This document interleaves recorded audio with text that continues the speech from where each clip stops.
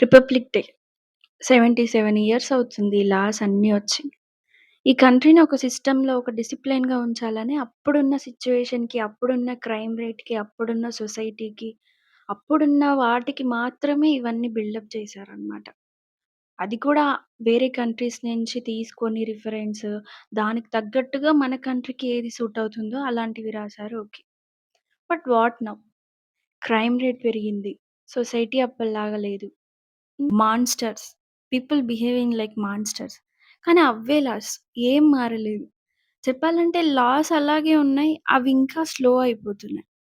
Loop holes ఎక్కువైపోయాయి.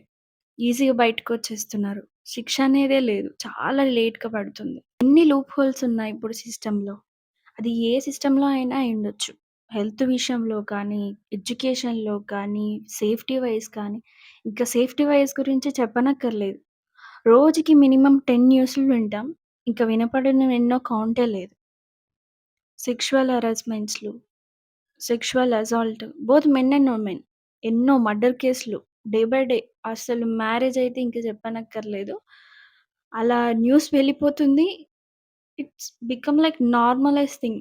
Okay. ఈరోజు ఇక్కడ ఇది జరిగింది. ఓకే. ఫైన్. అలా అయిపోతుంది.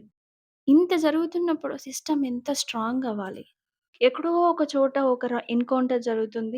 ఆ రోజు సోషల్ మీడియాలో ఫుల్ హవా అయితది. సూపర్ బంపర్ అని అంతే. మిగతా ఏంటి మరి? మిగతా కేసులన్నీ ఎక్కడెళ్తున్నాయి? అవంతే. సోషల్ మీడియాలో ఏది హైప్ ఉందో ఆ కేస్‌ని బాగా తీసుకొని అది చేసేస్తున్నారు అయిపోతుంది. మిగతా కేసులన్నీ ఎలా ఎళ్తున్నాయి? మర్డర్స్ కూడా. ఈవెన్ విమెన్ మర్డరింగ్ హస్బాండ్స్ అది కూడా చాలా నార్మల్ అయిపోతుంది. అవన్నీ ఎలా మారుతాయి?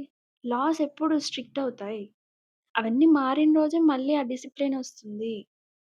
ఒకప్పుడు ఉన్నట్టు ఇప్పుడు లేదు. ఆ లాస్ మారాలి. ఓకే. అప్పుడున్న దానికి అవి మంచి రూల్స్ అయ్యుండొచ్చు. ఈవెన్ ఎడ్యుకేషన్ సిస్టమ్ అయినా. ఇప్పుడు మారాల్సిందే. కొంచెం సవరించాలి. ఈ రూల్స్ అన్నీ కూడా. Am I wrong? అంతే కదా! నాకు ఒకటనిపిస్తుంది. ఇప్పుడు 'ఆపరేషన్ సింధూర్' జరిగింది. మన కంట్రీ మీద అటాక్ జరగడం వల్ల.